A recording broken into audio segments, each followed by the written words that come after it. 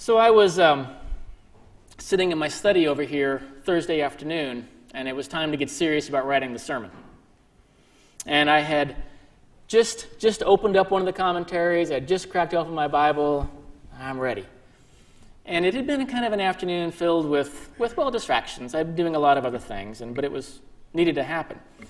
And just as I started reading the first paragraph, I'm just kind of getting into what Matthew is trying to say here, I noticed on my computer, a friend of mine from seminary was trying to video chat with me on the computer.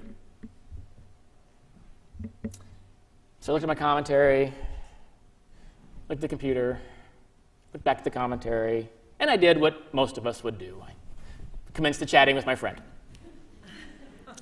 And I'm really glad that I did.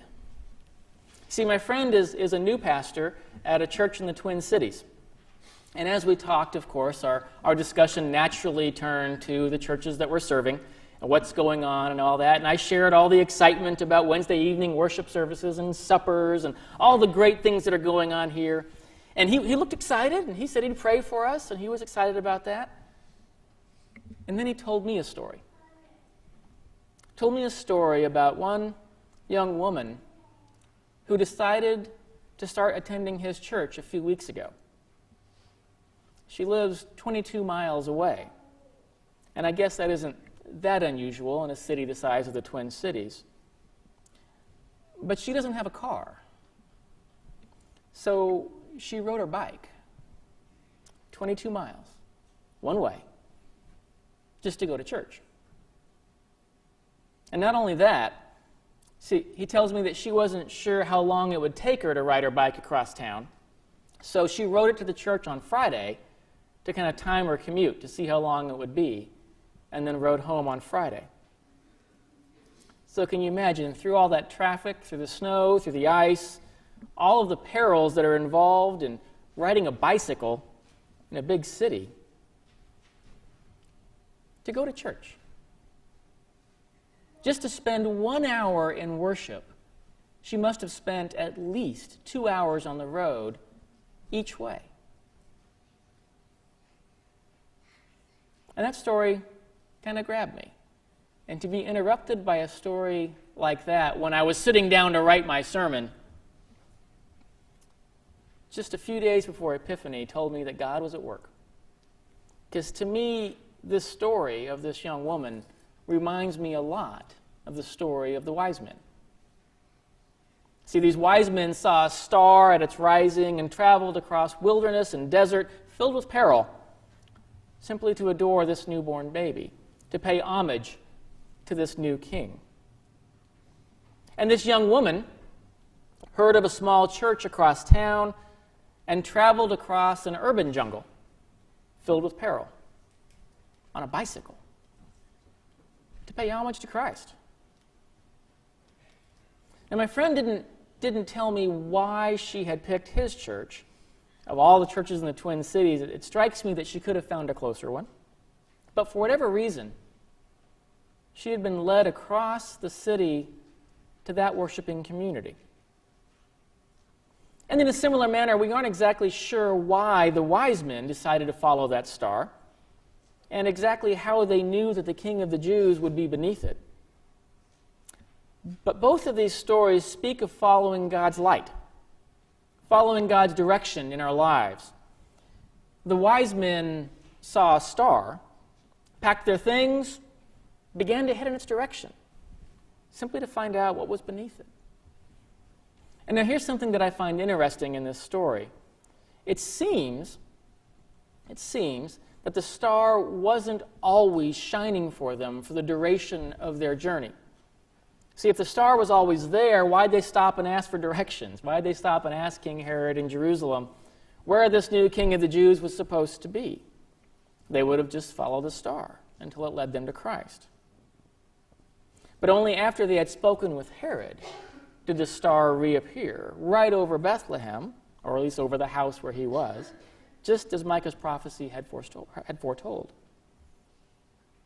Now, if this interpretation is correct, the star appears, they began their journey, the star disappears, only to reappear again perhaps throughout and certainly at the end of their journey. And this serves to remind us that there are times in our lives as well when we won't see God's light. Doesn't mean it won't be there, but there are times when we won't see God's light. And we won't know exactly what it is that God is calling us to do. However, we do get glimpses.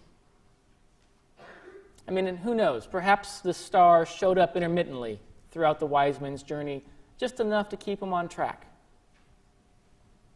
Since they made it across the desert, I think that's probably likely. And I also think the same goes for us as well.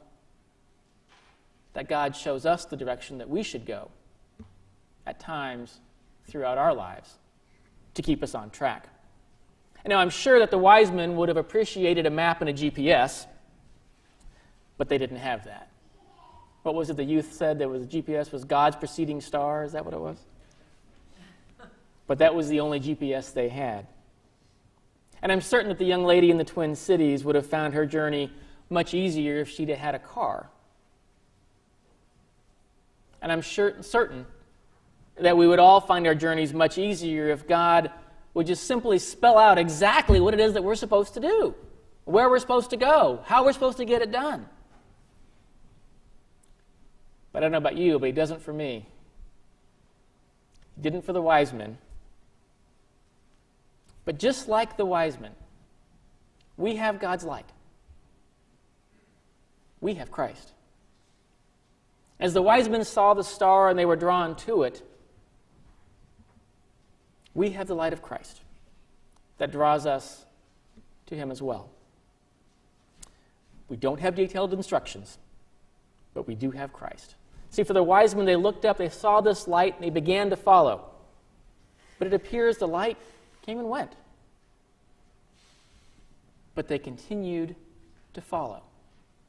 They continued the journey. And I can only assume that this young woman in the Twin Cities has had at least one moment in her trip to the church where she said, "Ooh, is this really worth it?" But she continued to follow. And the same thing goes for us as well. We get glimpses of God's direction for our lives, and those are exciting moments. We see God's light shining around us. We have an idea what it is that God would have us do, and so we set off on our journey full of excitement. But do we get distracted sometimes? Do we lose God's plan when the light isn't still shining over us? Do we forget what it is that we're supposed to do? And getting distracted certainly is easy. I mean, even the wise men appear to have gotten a little distracted. Instead of just waiting for God's light to shine to show them the way, they decided to go to Herod, of all people, and asked him where the king of the Jews was. Yikes. And the consequences of that decision led to the killing of Bethlehem's young children. As the wise men learned, getting distracted from God's light has consequences. But it does not mean that the journey is over. See, once they left Herod, that light appeared to them again and led them to Christ. And it is the same with us. God reveals his plan for us in bits and pieces. And it is up to us then to proceed, to follow God's plan, God's light for our lives, even when the plan isn't fully clear. And we shouldn't allow ourselves to get distracted or to look to others to lead us. There are consequences if we do that. But when we fail, when we fall short, and we will, that does not mean it is the end of our journey. God will continue to guide us. God will continue to show us the way. And we should always go in the direction that God has pointed to us and patiently wait for God's further plan to be revealed. I know in Irvington, Becky chuckled out loud when I said patiently wait because she knows my absence of patience. But it's true. We should patiently wait. And just like the wise men, the purpose of our journey is to pay homage to the King. The purpose of our journey is to adore Christ. To do this, the wise men brought gifts. So do we. We bring the gifts of our lives, and we put those gifts to work for God. And I know we've talked a lot about these gifts, our spiritual gifts, over the last 6 months, and how we each have different gifts, that when we bring them together, we become Christian community. But it's true. That is the meaning of community. That is the purpose of Christian community, to come together, each with our own separate gifts, and together build a community, relying on each other and relying on our gifts. And together, we build a community that is capable of following God's light, that is capable of following God's plan, and even more. A good Christian community is capable of reflecting God's light. A good Christian community becomes a star shining in the desert. We don't generate our own light. We only have the light from Christ. But we can reflect that light. We can allow that light to shine through us so that others may see the light of God and begin their own journey. That is Christian discipleship.